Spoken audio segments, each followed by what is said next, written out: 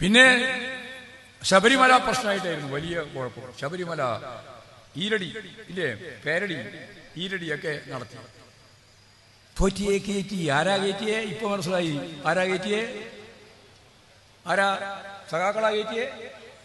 KC വേണുഗോപാലന്റെ കാലത്താ കയറിയ ഈ പോറ്റി. അതിപ്പോ പുറത്തു വന്നു. KC വേണുഗോപാലന്റെ കാലത്ത് കയറി, പിന്നെ ഇടയ്ക്ക് ഇറങ്ങി, പിന്നെ വീണ്ടും കയറി. എല്ലാം UDF-ന്റെ കാലത്താണ്. പോറ്റിയുമായിട്ടുള്ള എല്ലാ ഇടപാടും അങ്ങനെയാണ്.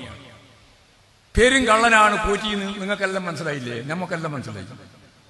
പോറ്റിക്ക് ഒപ്പം ഒരു ചങ്ങായി വേറെയുണ്ട്. അത് ബല്ലാരിയിലാണ്, കർണാടകത്തിൽ. അതാരാ? ഗോവർദ്ധനൻ. എന്താ പേര്? ഗോവർദ്ധനൻ. നല്ല പേരാണ്. പോറ്റിക്ക് എന്താ മോശം? ഉണ്ണികൃഷ്ണനാണ്. രണ്ടും കൂടിയല്ലേ സോണിയാഗാന്ധിയെ കാണാൻ പോയെ? സോണിയാഗാന്ധിയെ കാണാൻ ഈ രണ്ട് പെരുങ്കള്ളന്മാർ പോയി. ഒപ്പം പെരുങ്കള്ളന്മാർക്കൊപ്പം രണ്ട് കോൺഗ്രസ് നേതാക്കന്മാർ, മൂന്നുണ്ട്. ഒന്ന് മരിച്ചുപോയി, അയാളെ പറ്റി ഞാൻ പറയുന്നില്ല. പ്രയാർ ഗോപാലകൃഷ്ണൻ. രണ്ടെണ്ണം ഏതൊക്കെയാ? ഒന്ന് UDF-ന്റെ കൺവീനർ അടൂർ പ്രകാശ്. രണ്ട് ഒരു MP ആണ്,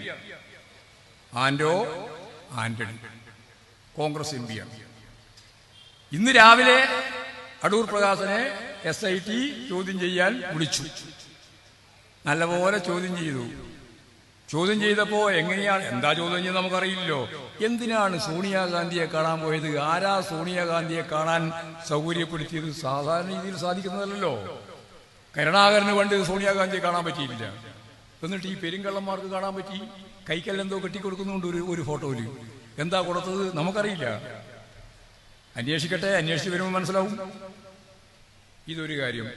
ഇന്നിപ്പോഴും രാവിലെ ചോദ്യം ചെയ്യലിന് ഇറങ്ങിയതിന് ശേഷം ഇത് രാഷ്ട്രീയ പ്രേരിതമാണോ എന്ന് പത്രക്കാർ ചോദിച്ചു. മിണ്ടുന്നില്ല.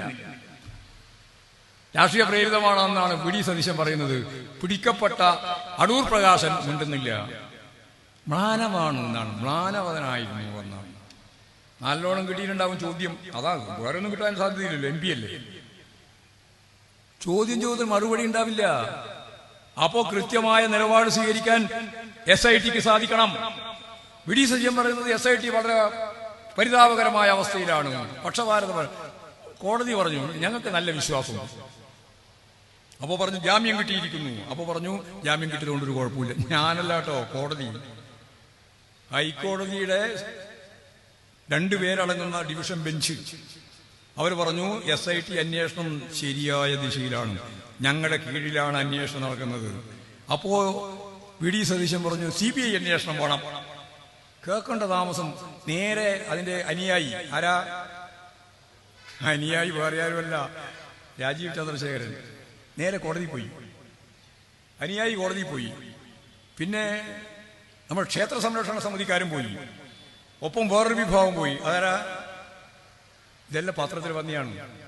അതാരാ? അന്നല്ല, തന്ത്രി സമാജം. തന്ത്രി.